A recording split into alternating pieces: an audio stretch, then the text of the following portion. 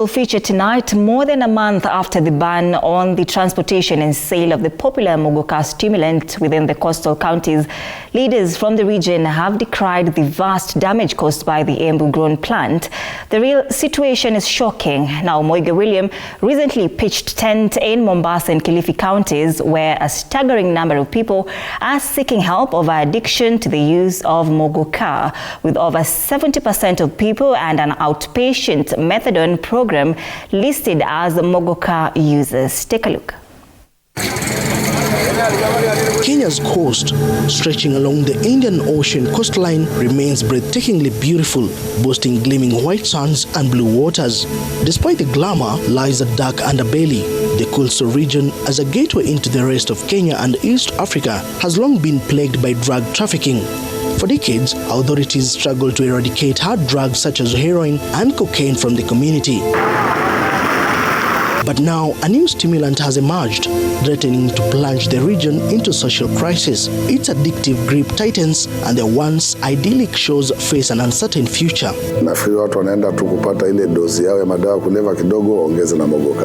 When these things goes into the head, because it's stimulus, its effects, you might never know how people will react.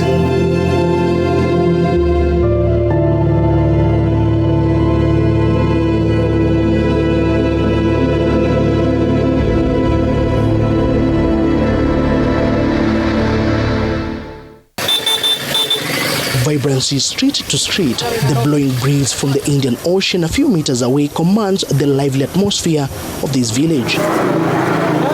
This is Maweni in Likoni, Mombasa County. Here you will not fail to notice people sitting in groups from one corner of the street to the other, a majority chewing Muguka, a stimulant plant grown in the semi-arid areas of Mbeere South and north of Embu County.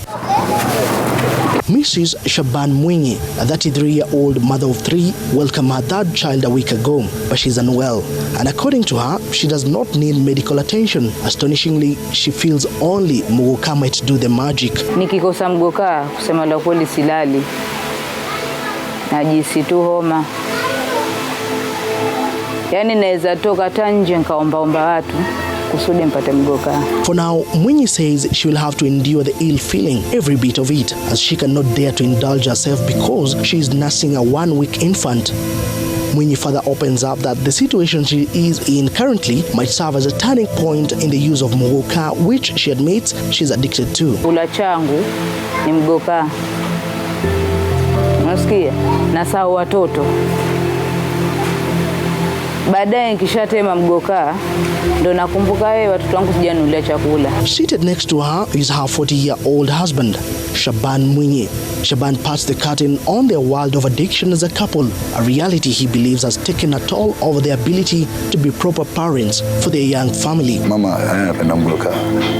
Sasa most of the time wakati mwingi sana kwa tunapenda kukaa pamoja tukitafuna. Shaban reveals that his Muguka habit came from his wife's influence, further admitting that the habit has since grown beyond control to the point that Muguka has become a gateway drug for him. Tambo kile chano kikamilike, cha mimi na yeye tukae tumakinike hapo.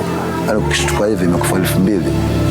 2000 imekufa. Hapa kuja nunuliwa unga wa sima wala mboga. Wala kuja lipo umeme. Wala kuja nunuliwa maji.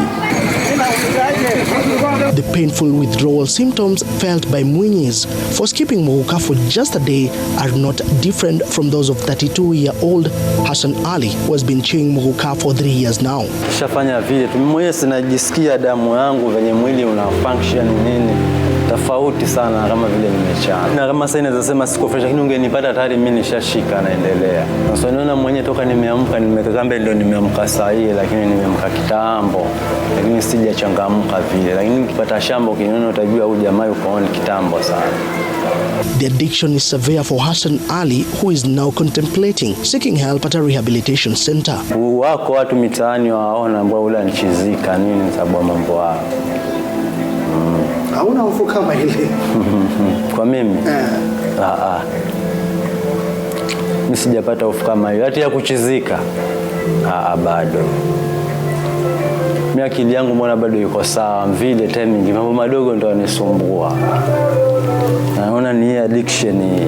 To all this, Kenya Medical Association warns that prolonged use of the stimulant, which contains psychoactive substances that stimulate the central nervous system, can result in addiction, neglect of social and occupational responsibilities, nutrition intake, issues in maternal, sexual and reproductive health. There are two compounds which we call caffeine and cathinone. Those are the feel-good compounds. That is what gives the effects that Muguka and Mira gives. For Muguka, the cathinone is higher, and that's why it's more potent. The effects are more pronounced in Muguka vis-a-vis people who are using Mira, where the cathinone is lower, but the caffeine is higher, making it less potent. Tumekuwa na janga la madawa ya kulevya kwa siku nyingi hapa. Lakini ukiangalia saa hii madawa ya kulevya yamepitwa na Muguka. The above-mentioned issues are clearly what the Reach Out Center Trust, a rehabilitation center in Mombasa, are tackling. According to statistics by the center, more than 600 people have contacted the organization seeking help to fight Muguka addiction. Over the 1,000 active outpatient methadone programs, 70% are users of Muguka. Naima Said, that 8-year-old mother of one who hails from Majengo, forms part of the statistics. Now working at the facility as a receptionist, Naima is being rehabilitated from Muguka addiction. Naima has been in and out of the facility for years now due to addiction to Muguka and other drugs like heroin, marijuana and cocaine. Na Muguka ni kama tuko level 2 au 3, iko juu kiasi. Unaona, kama nilikuwa nisimame tu barabarani na mira yangu niambue, nikikula Muguka ndazunguka tauni nzima. Kila kona nitaingia klabu hii, nitoke klabu hii ninge barabara hii. Yaani inanipatia ile motisha ya kuwa niendelee na issue zangu. Sitalala. Benson Akal has just been enrolled to the facility a week ago. Akal, just like Naima, was battling addiction of other drugs like heroin, marijuana and cocaine. But this time round, he is at the facility due to Muguka addiction. Kama vile uruke mkojo ukanyage mavi. Kwa sababu niliacha mada kuleva kama heroin, bangi, lakini nikaona Muguka kama ni mboga, unaweza tafuna tu, kesho ukiamka una feel happy, uko vile normal, uko sober, lakini kumbe pia sio hivyo. The management of the facility indicating that the Muguka menace is devastatingly worsened by how easily accessible and cheap it is, especially to underage children. For someone to come into drug treatment center to seek for help, they have actually suffered a long time in drug use. So now look at Muguka and its easily availability, its easy accessibility. That means more people are coming into drug use. More people are now being tempted because of this notion. It's being normalized. At the Kongowea market, Mombasa County, a heavy contingent of county askaris remain vigilant to stop the entry of the stimulant. But still, somehow, the stimulant is still on sale. The long-time traders of the stimulant bitterly lament the sudden change in fortunes. They think it is unfair. The traders maintain that Muguka by itself poses no danger. The danger, they say, only comes after mixing Muguka with other drugs. Nimeuza Muguka miaka 7. Na miaka hiyo 7 sijaona ubaya wa Muguka. Na kula mimi mwenyewe ni mchongaji na hainidhuru. Tunaomba kwa rais wetu atusikize, atutetee. Juu Muguka ni kaskrofu kama kasi zingine. Kilifi Governor Gideon Mungaro maintains that it is the aim of the coastal leadership to achieve a total ban of the sale and use of the stimulant. Why is it that its effects are more than any of the other substances or drugs? All right.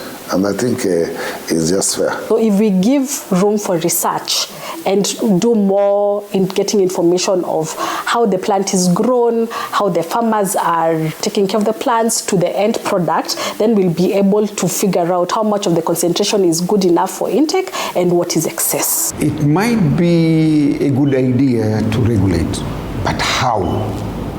It's not easy. Kwa nini sisi wa Kenya ndio tuwe watu ambao ni wa vileo, tuwe ni watu ambao ni mjani, bangi iko pale, madawa ya kulevya yako pale. Hii Muguka iharibu watu, wapambane tu na dawa za kulevya na hii miandarati ingine. The Muguka debacle continues to be a sticky issue within the coastal region, but what remains clear are the two options currently on the table. One, the total ban and sale of Muguka. Two, more research, and regularizing the use and sale of Muguka. Moige William, TV 47.